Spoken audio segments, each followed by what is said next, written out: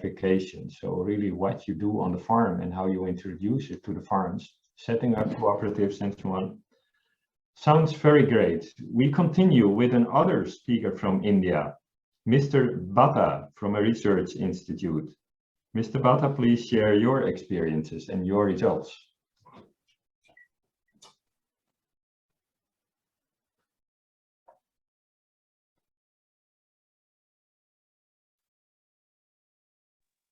You call Petra?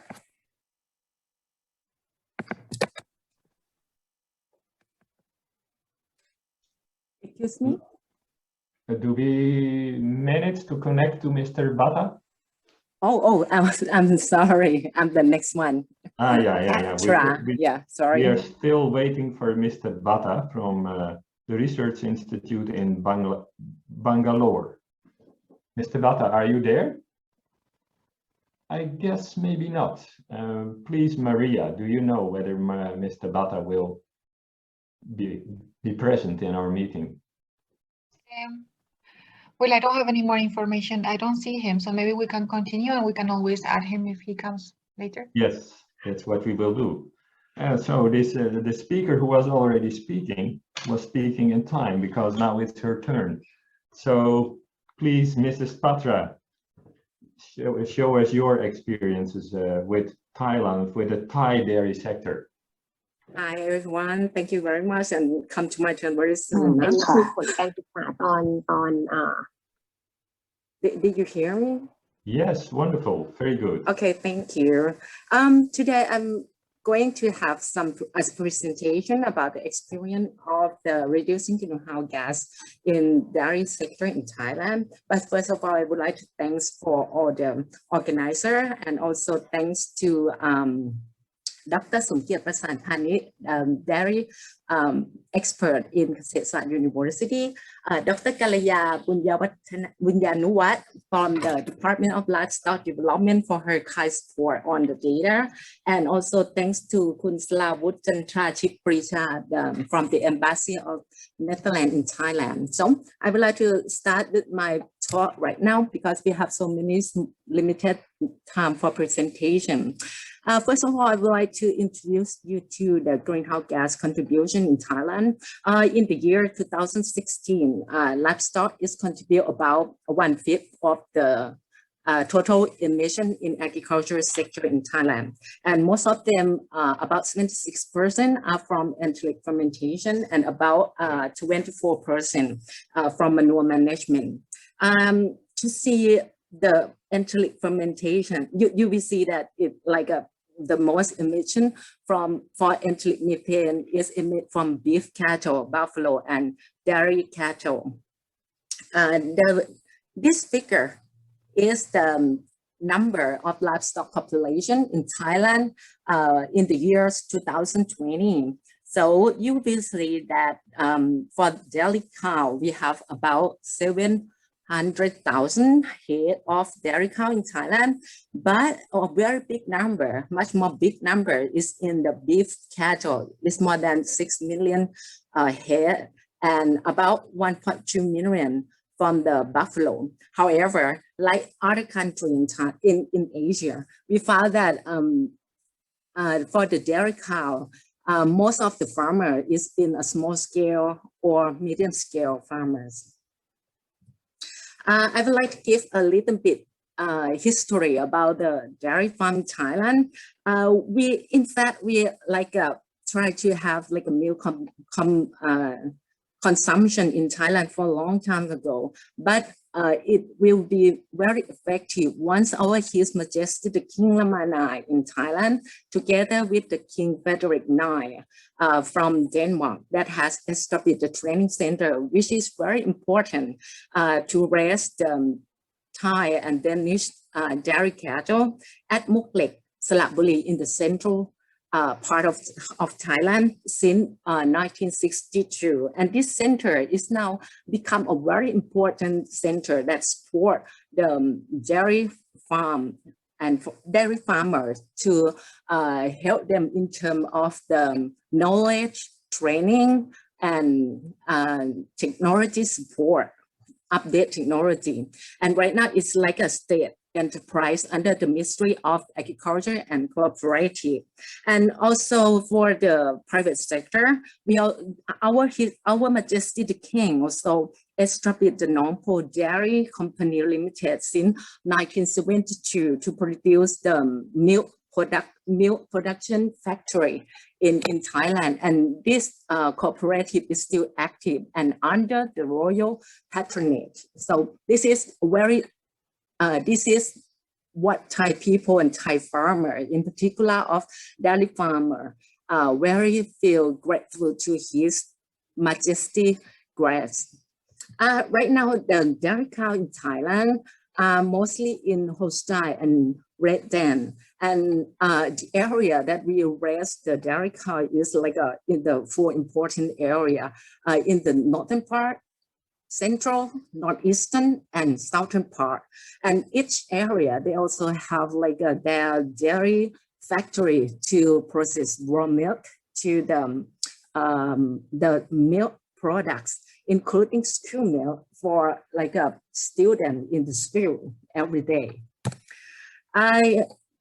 For the target of the greenhouse gas mitigation in Thailand, in fact, the DLD or Department of Livestock Development in Thailand is the one of the major government office agency that responsible for taking care of the Thai farmers to help them like a well-being, reduce their cost of production and increase their income. But the greenhouse gas target is not that really the main mission. It's like a co-benefit, like other speaker has already been mentioned about this. So from the 20 years national strategy plan of Thailand about the how to that I try to extract and find out that it might help to mitigate greenhouse gas in the livestock, in particular for the dairy cattle, is the composite of 2 issues. One is the enhancing livestock production, including like improved animal breeding, that you to have like a higher animal productivity, higher use of animals, and also to improve the feed quality for the animal. And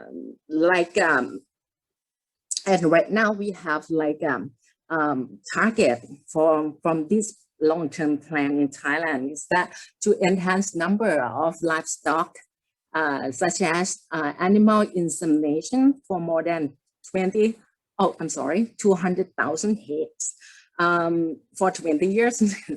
Is a big number now, it's a long time now.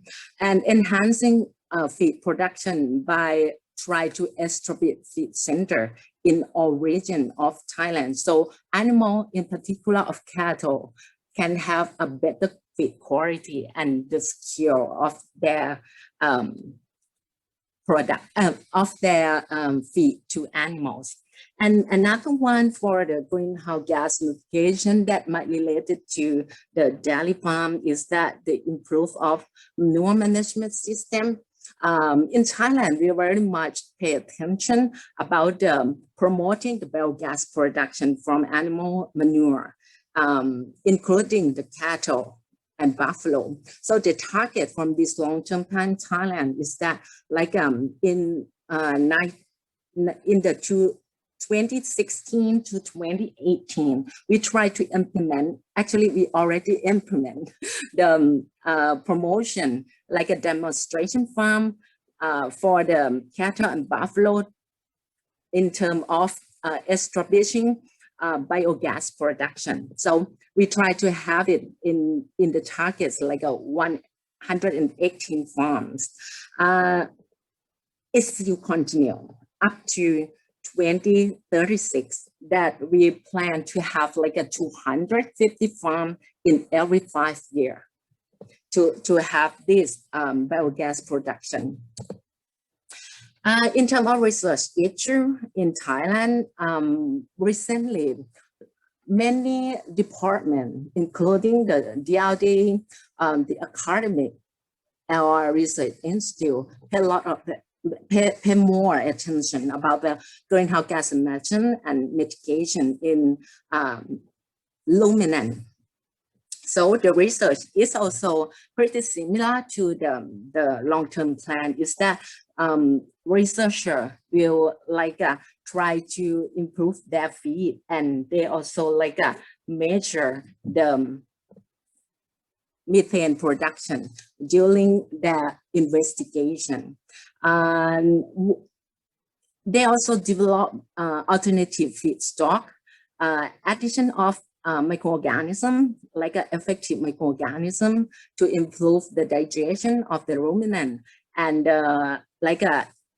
fine and good agricultural residue that contain oil, phenolic compound or supplement to that residue and being like a feed for animal. This kind of stuff that what we have done in the overview. And for the improved manure management system is also, as I mentioned before, we kind of focus on the biogas production in farm. Here is the data, the information from Dr. Kalaya, DLD, that we received the opportunity and kind support from the international organization like a GRA to support us about the training and preliminary study about the greenhouse gas emission in cattle and buffalo. Here, this picture is from Skonakon in the northeastern part of Thailand. And this is also the study or investigation by Dr. Kalaya and her co-worker to try to gain better understanding about the factor that affect enteric methane emission in dairy cattle. So the finding is interesting and quite in agree with the Marian, I'm not sure your name, the presenter from Indonesia, that medium-sized farm emit lower methane than small-sized farm. This is the significant finding. Another finding is that if you feed the quality of the feed to the dairy cow, it will decrease greenhouse gas emission. And one more important and more interesting thing is that if the ratio of the milking cow over the dry cow more than 80%, you will find that lower methane emission will be achieved. So here is another study result by a professor in the Khon Kaen University, Dr. Kritapon Soma and his co-author. They found that if you improve the feed by split the feed and give it in the same amount with the control, the methane production seems to a little bit higher, but not that significantly different in terms of statistics. One important thing is that you will get like a higher animal production, like a male, and the growth of the animals. What he did is the native cattle in Thailand. Another professor that is a very expert in ruminant in Thailand, also from Khon Kaen University. He also conducted a lot of research, but what I'm trying to show you today is that he tried to use the natural feed to reduce methane emission, like a mangosteen peel, rambutan peel, banana, blossom, and he found out that the maximum of methane reduction can be up to 30% in terms of total, and will have no effects to the animal productivities. The last one is that challenges of this greenhouse gas mitigation in dairy farm.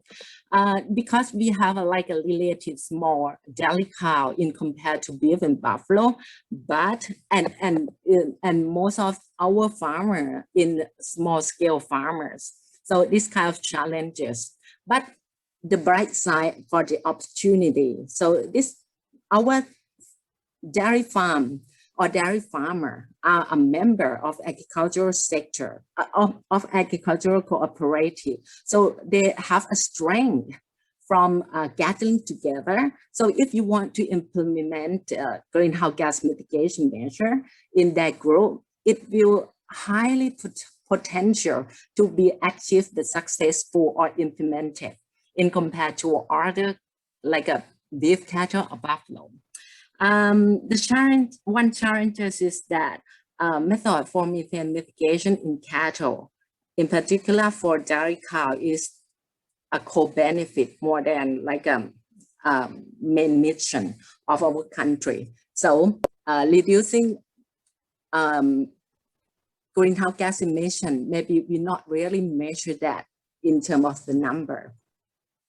Another challenge is that understanding of greenhouse gas mitigation in livestock sector still need to be improved, because as I told you before, we much more attention on beef cattle and buffalo in terms of greenhouse gas mitigation. So it's still room in the bright side for the dairy cattle now to develop that.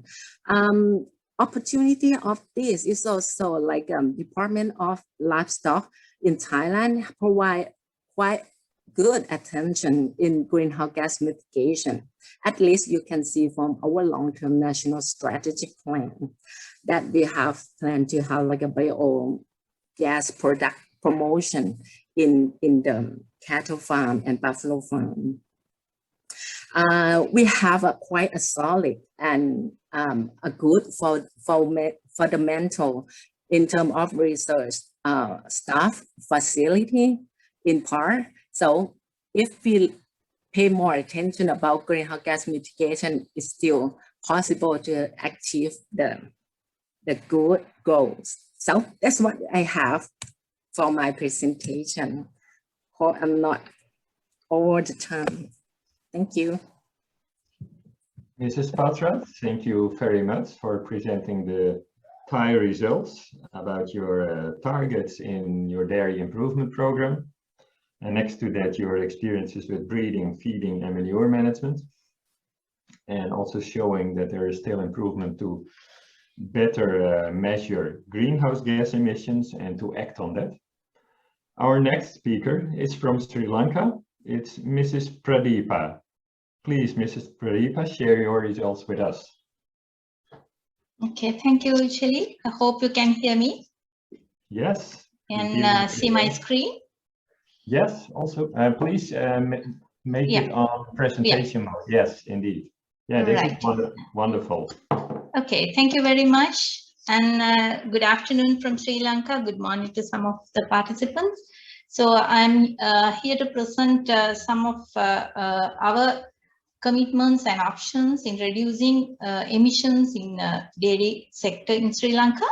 I am Pradeepa Silva, and two of my colleagues are joining with me to share our experience with you. So straight away, we'll go into the country context. So this is where we are speaking from. Our country is a small country, about 65 square kilometers, little more than that in extent, but it has a very diverse agroclimatic environment. And agriculture sector is small in contributing to the GDP, but in socially it is contributing in a big way. About 28% of the whole population is engaged in agriculture, and 30% of that agriculture population is livestock farmers. But if you look at the whole livestock sector, it is dominated by smallholder sector, smallholder farming, and 70% of the milk production is also coming from this smallholder farming sector. About the average herd size is about 1 to 3 dairy animals. Of course, according to the Department of Animal Production Health, which is the leading entity in Sri Lanka for the livestock sector, they have estimated about 0.3 million small holdings that we have throughout the country representing dairy sector. If we go to the GDP or the production of from the dairy sector, so mainly it is coming from cattle and buffalo in a small way, and we have about 1.6 or 1.4 million cattle heads and also 0.4 million buffaloes. But if you look at the milk production, it is not very impressive, 3.3 liters per cow per day, where the cattle is about 1 to 6 liters. When you go by region wise, buffalo about 2 liters per day, according to the average figures. So with these production levels, we are not in self-sufficient state. We are lagging behind, and we need about 63.3 liters per capita liquid consumption level. That is according to the availability, but far below the recommendation of WHO, which is 200 liters per capita. So for even to fulfill this consumption level, 63.3 liters per year per capita consumption, we are to import, or we are to fulfill this requirement. We need another around 1,000 million liters of milk for the year. Okay, so that is the country context with regard to the dairy industry, dairy sector. If you look at the country's carbon or the GHG emission, so we are a low emission country, and also the per capita emission is 1.02 tons of carbon dioxide equivalent, and also we have low carbon intensive development pathways. So if we go into details of that, so these are our emission levels. So we have the agriculture sector. If you go by this green bar, so we 30.5% are coming from livestock. And if you look at this livestock contribution, the majority, almost all, are coming from methane emission, enteric fermentation, and it is contributed by ruminant fermentation, enteric fermentation coming from ruminant, and the manure management, and then the transport. So if I take you to the country's the management situation, so this is the map is showing the distribution of cattle in the country. So you will see that there's the biased distribution towards these two provinces, and what is given in the red line is a demarcation of different climatic zones in the country. So you will find that the major share of the land area is coming under, we call it dry zone. It is not really dry. So that is the area where most of the extensive system of rearing, the cattle system that you will find. So these two pictures will show you what are the type of, or majority of cattle are reared under this system, where we have partly agro-pastoral system in some parts of the country, like in northern and eastern areas. And in other parts, we have a paddock system like this in this drier part of the country. And the intermediate and the wet areas, we have smaller herds like this, 1 to 2 cattle or 1 to 3 cattle. And in the middle part of the country, and also in the cooler parts of the country, we have larger farms, and some parts are of course located in other areas as well, where they have intensive system of rearing with improved cattle. Okay, so in this the small boxes here, I am sharing with you their production status and also the emission intensities that we have calculated. So you will find that the production contribution are mainly coming from these intensive farms, where the emission intensity is low, and the other two categories of farms, the contribution is low, and obviously the emission intensities are high. So these are again a demarcation of the contribution of methane emissions. And here I want you to look at the upper graph here. So the enteric methane emission is contributing about 34.4% to the total agricultural methane emissions, where the manure is contributing only 3.5. And again, in livestock emissions, so the cattle are contributing occupying mostly the methane emissions. Okay, so if I share the experiences with mitigation options, so we have basically identified 3 mitigation options: feeding options, breeding options, and the management options. So in the feeding options, so the balanced rations and the TMR offering of advanced feeding methods, and also the supplementary feeding, tree fodder, and also low-cost concentrates, and the mineral block feeding. So and also the feed conservation and preservation through like silage preparation and hay making. And also we also have limited experience in use of ICT in awareness attempts, especially with the help of the companies that who are involved in the milk collection and all. So they are using some of these the awareness attempts through in their feed formulation and things like that. And this is a sort of a indication or the graph that I borrowed from this the person who presented representing FAO presented some of the findings of Bangladesh. So the same project conducted in Sri Lanka found this mitigation the options that we have, and they have ranked according to the benefit cost ratios and all. And also we identified breeding options. So we have the breeding policy recommendations, where the animals are distributed, or animal breeds are recommended according to the climatic conditions of the country. And also recently THA guided breed recommendations are also captured or identified.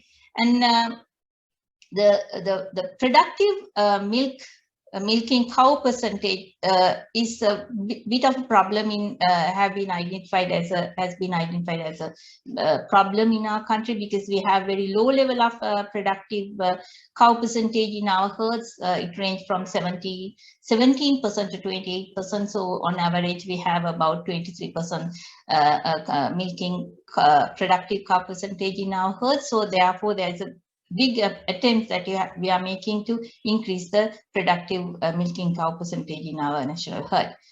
And in management option, of course, the Department of Animal Production and Health and the Veterinary Research Institute, they are taking lead of improving herd health, especially disease diagnosis and vaccination program.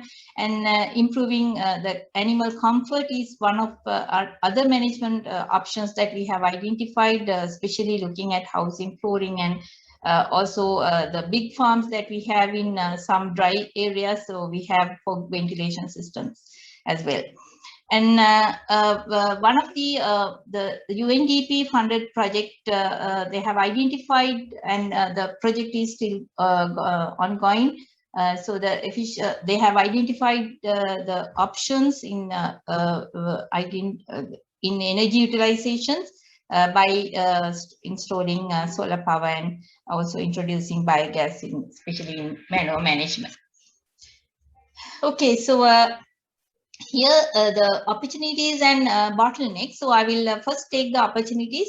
As I said earlier, so we have long way to go in self-sufficiency. So there's a big big opportunity left in front of us. So to get the self-sufficiency state. So here in this graph, I want you to share, because I can clearly show you where the opportunities are lying. So this is the dry zone area, where the 2/3 of the land mass of the country is lying. So the dry zone has the big opportunity in providing the resources for the dairy industry, because the land area is there and also the underutilized feed resources are there. And in that area, actually, we have large proportions of local cattle where the production is low. So therefore, we have to have a very clear attention towards that, and we are paying that attention in improving the productivity. And also the waste management is one of the opportunities. So we even though that we do not have a big problem with that, but there are opportunities in improving the waste management, and also adoption of technologies. Underutilized feed resources are there, so we are yet to explore those as opportunities. And also the integrated mixed farming practices. So this mixed crop livestock farming practice is the most predominant type of farming production system that we have, that includes cattle, and we have characterized about 8 different crop livestock mixed farming systems. So there are a lot of opportunities in improving those, going for those options in mitigating the greenhouse gas emission. So the bottlenecks, actually, the country has several drawbacks, especially the sustainable policies and the strategies. So the implementation of strategies, we are struggling with that, and also some financial incapabilities and technical capacities that we have to develop. And also our country is suffering from standard selection and breeding practices. So we have to improve that, and we see that as a bottleneck. And also low adoption of technologies, even though that diverse type of farming systems it is an opportunity as well, but because of that, the technological interventions are sort of hindered because of that. And if I go into the commitments that we have, so I borrowed this slide, the picture from the NDCs 2021 we submitted just a few months back. So the targets is about 7% reduction of greenhouse gas emission. So the conditional and unconditional targets have been identified, and to get there, to reduce this much of carbon dioxide equivalents, these are the strategies that we have proposed and identified in indices. So the improving dairy sector productivity is one of the main options that we have identified in our mitigation targets, and the renewable energy use in livestock application, and also promotion of appropriate crop livestock integration. Those are the 3 aspects that we covered in these NDCs in achieving the targets of 7% decrease of GHG emission. And these are some of the experiences that the actions that we have taken in GHG reduction attempts. So this is from Dr. Veera Singh's lab, where they have tried different type of main feeding types, so feeding crops, the pastures we are using in the country, and evaluate the methane emission production at in vitro level. And this is the first time that the country is going for that type of evaluation.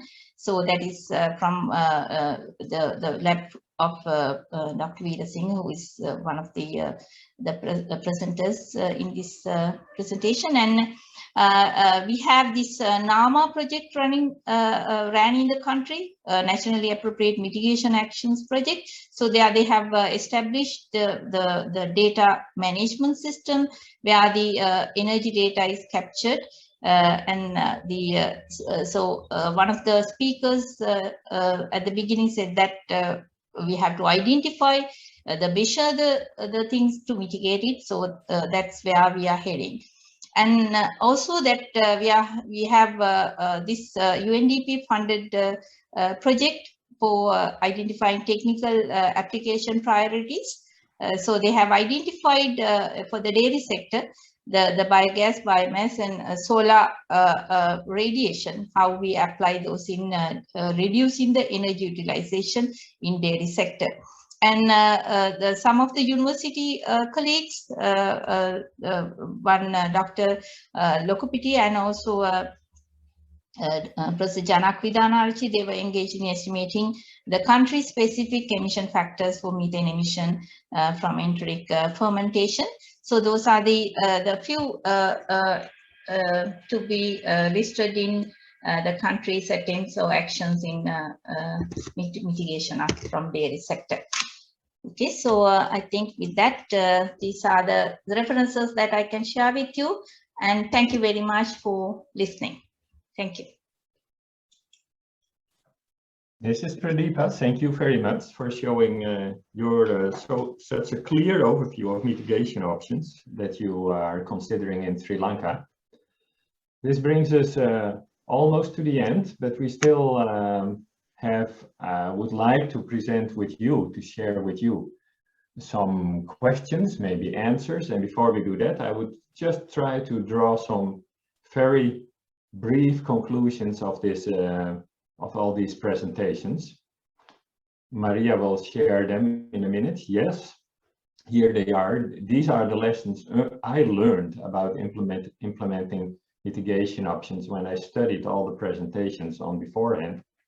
I see a lot of presentations are about these key management fields: feeding, ration balancing, fodder production, crop residues, feed conservation, manure practices, energy, and the share of productive cows in the herd health, animal welfare and breeding. So actually we are talking about the whole dairy herd management infrastructure. So if we talk about reducing greenhouse gas emissions, we are also talking about dairy herd management. And I think the positive thing about more attention to greenhouse gases is also more attention to dairy herd management, and economics of the dairy herd may benefit from improvements in greenhouse gas emissions. So I think in the end, we may end up with healthy cattle producing in a profitable way and reducing greenhouse gases. So this is the first main conclusion, just a very brief main conclusion. The second item I love to discuss was about targets. In all the presentations, we only saw one example of targets, minus 30% in 2030 from India. And I know that many countries are still struggling with setting targets, but of course it's challenging if you do. And I would be interested in other countries who are also defining targets. But even in the Western world, targets are still very scarce. Because when you set a target, you try to make clear, can we achieve it? I also heard some nice stories about capacity building from Vietnam, but also from India. A lot of applications already in place to reduce greenhouse gas emissions. That's also what I like. So it's not only about doing research, but also being in the field, applying all the mitigation options. Then I'd like to take a look at our questions and answers in the chat. What did we find in the chat? Till so far, I actually only saw one question raised in the chat about using lactic acid. What was the question? The question using lactic acid bacteria in feeding. I have never heard of this option, but maybe somebody else can share his experiences with this practice of using lactic acid bacteria in feeding. We have one of the presenters that has raised a hand, so I will invite the representative of Vietnam to answer. Yes, please.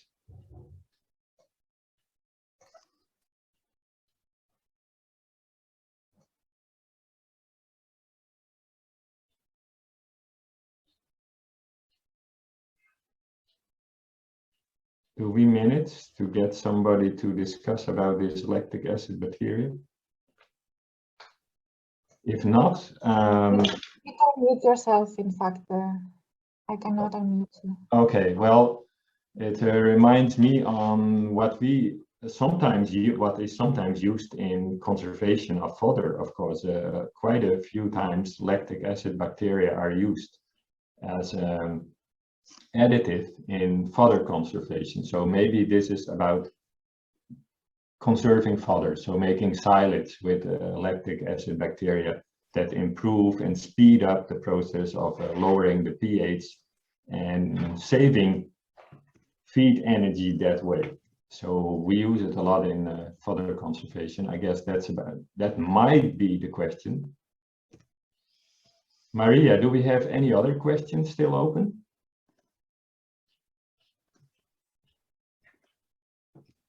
No, I don't see any more questions. Okay. I see a comment from someone from Snorri that indeed a lot of people have goals. Companies have goals with certain reduction in 2030 and many most with 2050. Yeah, that's true. Yes, many companies have set ambitious goals for either 2030 or 2050. So there is a lot of discussion about goals already going on. And I also see a reply on the lactic acid issue from Mr. Yanak from Sri Lanka. When you introduce lactic acid bacteria, you change the rumen microbes. As a probiotic, then might change the methane production. Yes, it might, if you introduce it in the rumen. I do not know the results. I conclude that we come to the end. I like to thank all the presenters who did a great job in preparing their presentation and sharing it in 10 minutes. So it was a very condensed webinar with a lot of messages from many countries. I'm impressed that there is so much going on in Asian countries if it comes to mitigation options. Also, thanks to all the people who participated. Of course, thanks to CCATS for offering the funds to make all these projects possible. Thanks to IDF for support in inviting all the people and technical solutions to make this webinar possible. We will distribute the presentations afterwards together with a link to the video, to a webinar, to a video of the webinar. And of course, I'd like to encourage all of you to keep on sharing results about mitigation options and to stay in touch with other experts. And I wish you a lot of success in the further development of your own local dairy sector in a sustainable and low emission way. And at the final end, I'd like to pay some attention to a next event that will take place on November 28th. You can see it in your screen now. It is organized by IFCN, International Farm Comparison Network. It's a free event. So if you are interested in greenhouse gas emissions from dairy in emerging countries, almost the same topic we had today, please feel free to register for this IFCN Dairy Forum on November 28th. We will also, you can see a link to where to register, and we will also share this when we share all the presentations. So a lot of success in your future in improving your dairy sector. Thank you very much for the attention and hope to see you back sometime in the future talking about progress. Bye-bye. Bye now. Bye. Thank you very much. Thank you. Thank สวัสดี you. ครับ ขอบคุณครับ Bye everyone. Thank you. Thank you all. Bye-bye. สวัสดีครับ Thank you very much. You're welcome. Thank you much.